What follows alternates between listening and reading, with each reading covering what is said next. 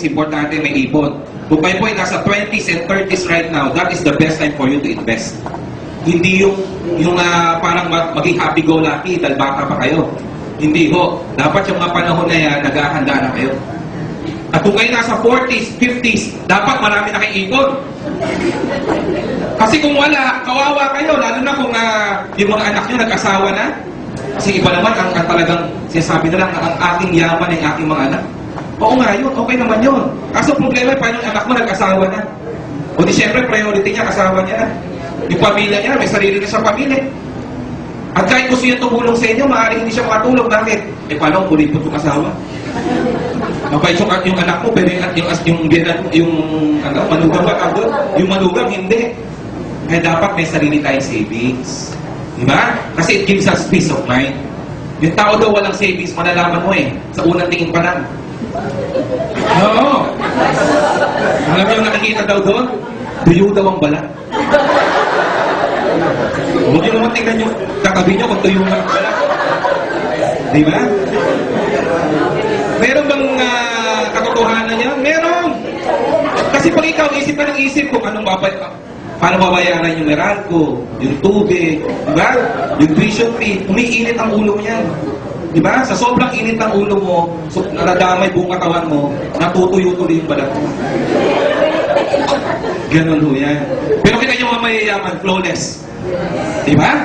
Flawless! Wala yung punta kay Dr. Bello, wala yung punta kay Pai Calayan. Kasi nga may pera. Tama? Pero pag walang ipon, wala. Kaya dapat meron ho tayo yan. Inakasam natin yan. Kasi, kailangan natin itong mga bagay na to. But the problem is, I'm sure lahat to gusto nyo. Gusto nyo ba nito? Ang tanong, dito sa mga pangarap natin na to, ilan na dyan ang natupad? When was the last time you dream? And when was the last time you achieve your dreams? Kasi pag nangarap daw dapat, within 5 years na-achieve. Pag hindi siya na-achieve within 5 years, meaning to say, may mali tayong ginagawa. Mali yung mga pamamaraan natin. Dapat baguhin. Tama po? Kasi kung hindi tayo, wala tayong gagawing paraan, yung resulta will always be the same. Tama ba yun? Yes. Kaya dapat, tingnan, pag-aralan, kung ano yung ginagawa natin, kung meron bang natutupad. Katulad ko, nung ako po'y graduate from college as a nurse, pinumpit ko yung pangarap ko. And it amounted to about 25 million. So, yan yung pangarap ko. Wow! Sabi ko, 25 million na. Maupo ako na yung mga pangarap ko. Ang problema, kung sinubukan kong abutin yung mga pangarap ko, ilang taon nang nagdaan, hindi pa rin. Kasi, lalo na sa panahon ngayon, for us to achieve our dreams, you need to have big income. And what do we mean by big income? Sa isang simpleng buhay, sabi ng Dole, dapat kumikita ang bawat pamilya a month. Kung kayo po hindi kumikita ng 50,000 a month, hindi simpleng buhay yan, komplikadong buhay yan. Diba? So, ibig sabihin, if we're not earning that much, we are below poverty line. Yun ang problema. Kaya dapat ayusin natin yun. Okay? Gusto nyo bang yumaman? Taas ang kamay na gustong yumaman. Yes!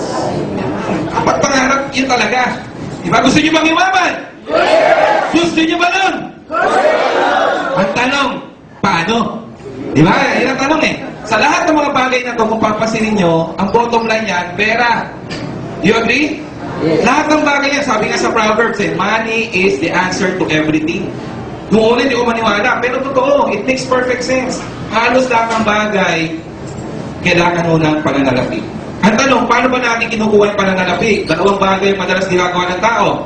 Number 1, through employment, and number 2, through business. Question, between the two, nasa ba ang pera? Employment or business? Business. Business. Pero ba't maraming tao nandito? Either wala silang choice, o kaya they have a wrong mindset about business. Tama?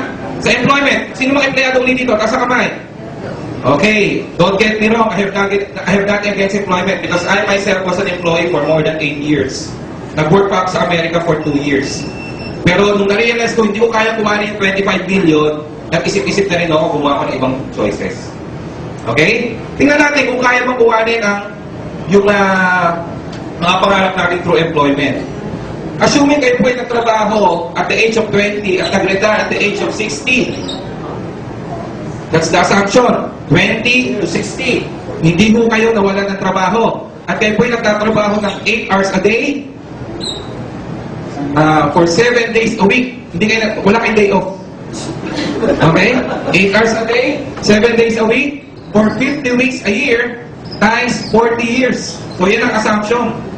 Kung kukumpitin nyo yan, yan po ay aabot ng more or less 112,000 hours.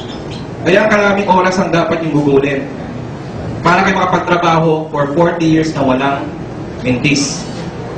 Okay? So, sa tingin natin, magmimilonaryo tayo kung tuloy-tuloy tayo nagtatrabaho for 40 years. Computin natin. Kung kayo po ay kumikita ng 100 pesos per hour. Malaki na ba yung 100 pesos per hour? Yes. Yes, that's about 800 a day.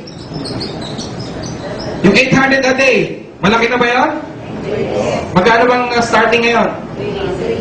380. O may nagtanong nga sa akin eh. Joke lang mo ito, sabi. Ano bang sweldo ng isang empleyado ang nakaka-stress? Ayun, stress 80. Diba? Stress 80 kada araw. Ayan ho yan. Ito, 800 a day na pinakita ko. Kung 800 a day ho ang sweldo nyo, in 40 years, wala kayong ginastos kahit 5 dulig. Hindi kayo gumastos. Yan po ay aabot ng 11.2 million. Milyonaryo na ba? Kung wala kang ginastos. Hindi ka nga kumain yan eh. Hindi ka kumain yan kasi lahat ng sweldo mo diretso sa ipon eh. Hindi ka na nagpapagupit, hindi ka naliligo. Wala kang ginagastos. 11.2 million. Well, obviously, sa ganitong computation, alam natin na hindi ho yan ang totoong nangyayari, di ba?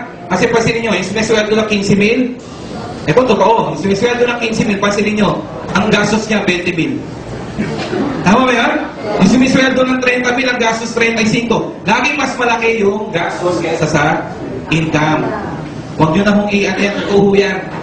Kasi sa panahon ngayon, ang sweldo natin ito, ang gastos ito.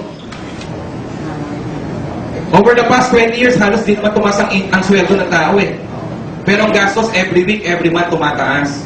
Kaya, no wonder, maraming tao, 20 years na nagtatrabaho, wala pa rin ito. Di ba? Kasi, kulang na kulang yung kanyang kinikita versus dun sa mga pang-araw-araw na gastusin niya. That's the reality. Kaya ano nangyayari? Yung pangarap, wala. Minsan kinakalimutan na lang. Kasi sabi nga, when reality sets in, yung bahay, wala, nauwi sa renta. Di ba? Nung bata, as ang pangarap, nung tumanda, naging realistic daw. Yan, renta na lang. Yung kotse, anong kotse? Commute. Di ba? Sana kung maganda ang transportation system natin, eh hindi naman ganun maganda pa. Yung travel, we cannot simply afford. Di ba? Ano ba naman yung, at least, every 6 months nagka-travel? Mga foreigner, mga nasa western part of the hemisphere, they do that. Okay? Ano pa? Leisure. Wala. Ang leisure sa atin, overtime. Yung talaga ng mga hinampas yung katawan niya sa 4 na sulok lang ng opisina. Gano'n, di ba? Kasi wala namang pera pang leisure. Kaya binubugbog na ng sarili kakatrabaho. Yung savings, ito nakakalungkot. Marami, may trabaho, may ginagawa, and still, wala pa rin ipon. Kung meron man, kakapiranggo. Yan po ay ayon sa pag-aaral. Kaya minsan nakakaingit pa yung mga walang trabaho, yung mga tambay sa kanto. Kasi hindi sila pagod. Wala rin silang ipon.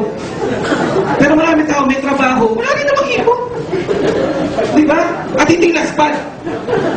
Tayo laspad eh. Tama ba yan?